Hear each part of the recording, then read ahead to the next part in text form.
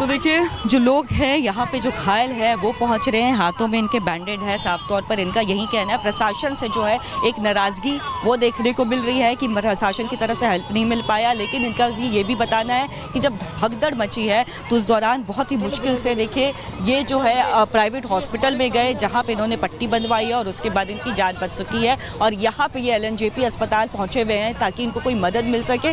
नाराज़गी एक है लेकिन इन्होंने पूरी घटना भी बताई है। पिछले 15 साल से बिहार के रहने वाले हैं लेकिन 15 साल से उस इलाके में जो है ये पानी बेचने का काम करते हैं, यानी जो रेडी पटरी वाले हैं जो वहाँ पे पानी बेचते हैं, कोई शिकंजी बेचता है, वो लोग भी जो है इस ब्लास्ट की चपेट में आए हैं। और पूरी जो वहाँ पे ब्लास्ट के दौरान क्या कुछ हुआ, उनके सामने क्या कुछ आप बीती हुई, वो भी बहुत बखूबी बता रहे। एक और शख्स जो हैं वो भी यहाँ पे आपको नज़र आ रहे होंगे, एक बार इनकी भी तस्वीर हम आपको दोबारा दिखाएं तो देखिए पूरी तरह से बैंडेड लगाया हुआ है, पट्टी लगी हुई है और पूरी ये जो वहाँ पे उस दौरान ब्लास्ट के दौरान क्या कुछ इन्होंने देखा, इनके सामने जो है ये बेहोश होकर गिर गए थे। इतना बड़ा ब्लास्ट हुआ कि ये बेहोश होकर के वहाँ पे गिर जाते हैं, उसके बाद हिम्मत जुटाते हैं, हिम्मत जुटा करके आगे बढ़ते हैं और फिर खुद ही जो प्राइवेट हॉस्पिटल है वहाँ जाते हैं। CP जी थोड़ा आगे आइएगा, थोड़ा आगे आकर के इन तस्वीरों को दिखाइए, इन शख्स को भी दिखाइए, इनकी जो पट्टियाँ यहाँ पर बंधी हुई है इससे साफ तौर पर जो इनको जख्म यहाँ पर आया है वहाँ पर जब ब्लास्ट की ये चपेट में आए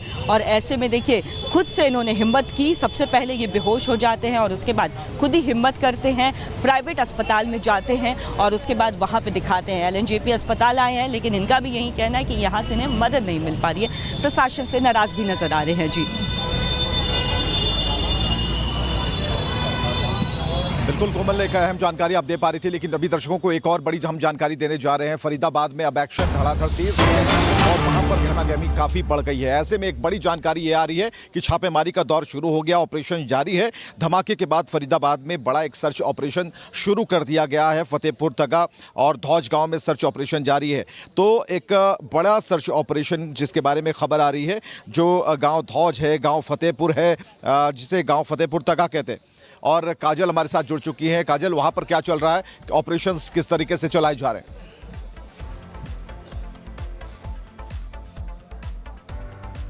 जी बिल्कुल, फरीदाबाद में इस वक्त मौजूदगी हमारी रॉयल कार जोन के पास जहां के डीलर को फिलहाल गिरफ्तार कर लिया गया है और यहां पर पुलिस फिर से पहुंची हुई है। पुलिस जो है लगातार यहां पर छापेमारी कर रही है। पहले यहां के डीलर को जो है वो गिरफ्तार किया गया है। यहां के वर्कर जो थे वो बात करते हुए अचानक से यहां से फरार हो गए हैं और पुलिस लगातार यहां पहुंच रही है और फोटो भी लेती हुई नजर आ रही है। और जहां से अमोनियम नाइट्रेट बरामद हुआ था, बताया जा रहा है, सूत्र ये कह रहे हैं कि उस गाड़ी में अमोनियम नाइट्रेट भी मौजूद था। जिस तरीके से कल फरीदाबाद में इतने भारी मात्रा में अमोनियम नाइट्रेट बरामद किया गया, उसके बाद वो गाड़ी फरीदाबाद से निकली। 3 लोगों को जो ये खरीदी और बेची गई गाड़ी और रॉयल कार जोन से उमर जो है, डॉक्टर उमर, उन्होंने ये कार खरीदी थी और यहीं से लेके गए। और अभी ये रूट मुझे एकदम से याद आ रहा है कि ये रूट जो आप इस वक्त देख रहे हैं, यहीं से ही बागेश्वर की यात्रा, आपको बता दें, होती हुई गुजर रही थी। ये वो रूट है जहां से पंडित धीरेन्द्र कृष्ण शास्त्री ने कल यात्रा की थी और यहाँ से सीधा आगे वो गए हुए थे और यहीं से ये कार जो है वो खरीदी गई थी। फिलहाल यहाँ पर पुलिस पहुँच रही है, आपको दिखाते हैं। पुलिस यहाँ पर पहुँची हुई है, यहाँ पर ताला लगा हुआ है और खोलने की कोशिश कर रही है। इस वक्त आपको ये तस्वीरें दिखा रहे हैं। फिलहाल यहाँ पर पुलिस नोक कर रही है गेट को और आपको बता दें गेट में ताला लगा हुआ है और पूछताछ कर रही है।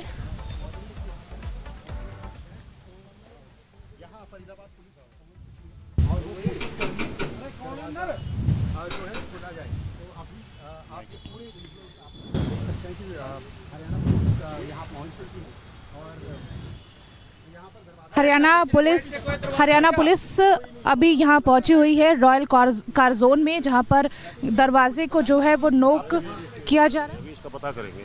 अच्छा, ठीक है, तो इन्वेस्टिगेशन कर रहे हैं, इसका पता करेंगे। और अभी जो पुलिस है वो यही कह रही है कि इन्वेस्टिगेशन जो है वो लगातार जारी है।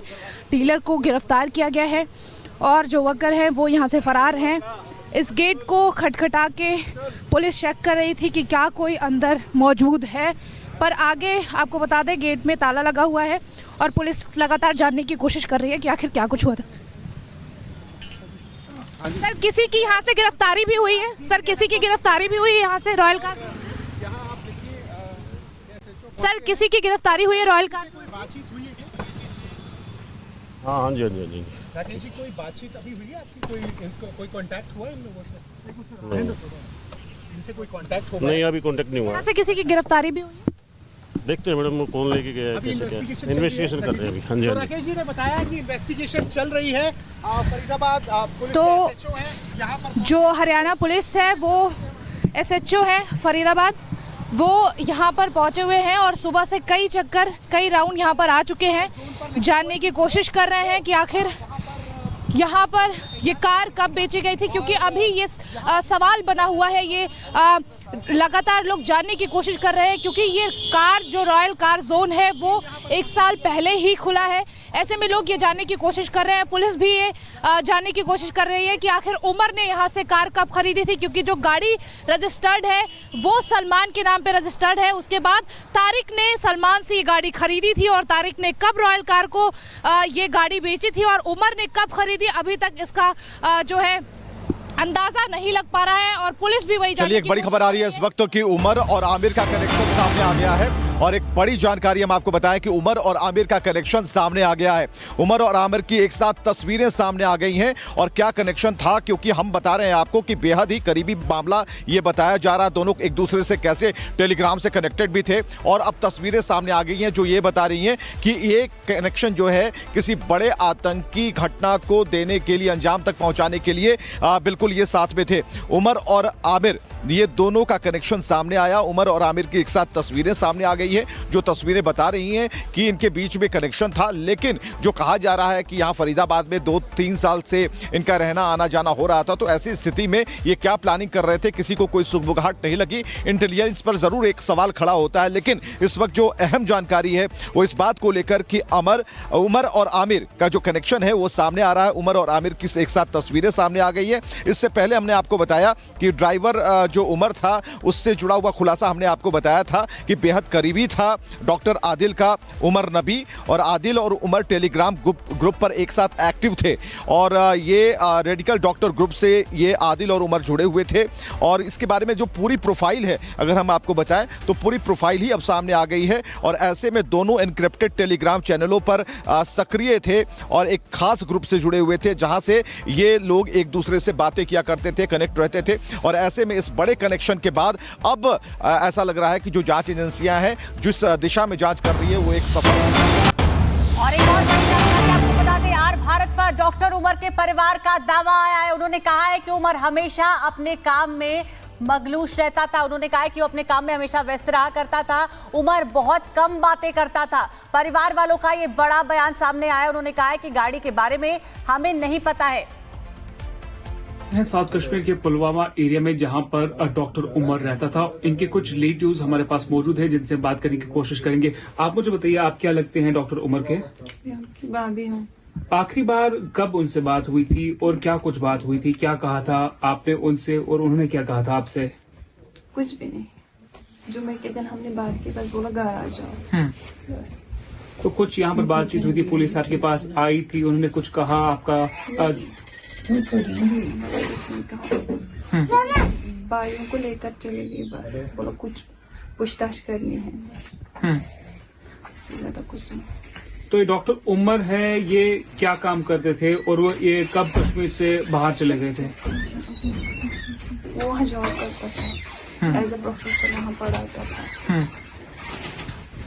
तो इन्होंने क्या कहा था वापस लौटने का? कब ये वापस लौट आएंगे? हाँ आते थे ना, बीच बीच में घर आते थे। घर कौन नहीं आना चाहेगा?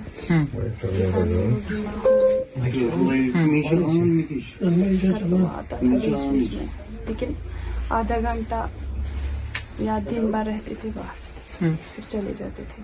कोई खास बातचीत लास्ट टाइम जब आपसे बातचीत हुई, कुछ कहा उनको? आपको लगा कुछ ये कुछ नेगेटिव बात कर रहे हैं कुछ? वो अच्छे से फ्रेंकली बात कर रहा था, गारंटी के साथ कह सकते हैं। मैंने उसके साथ बात की, जुम्मे के बेफिक्र होकर बात कर रहा था। उसने कहा कि मुझे एग्जाम है लाइब्रेरी में, मैं वहाँ पढ़ता हूँ, बस मुझे तंग मत करना। तो कोई इनका टाइमिंग था, पीरियड था? कभी कश्मीर आते हैं, अपने घर आते हैं, या कभी भी अचानक से आ जाते थे? तो आते थे, बोलते थे मैं आऊंगा, बच्चों की याद आती थी, उस वजह से वो आते थे। तो कल जो पुलिस यहाँ पे आई, पुलिस ने क्या कुछ कहा आपको?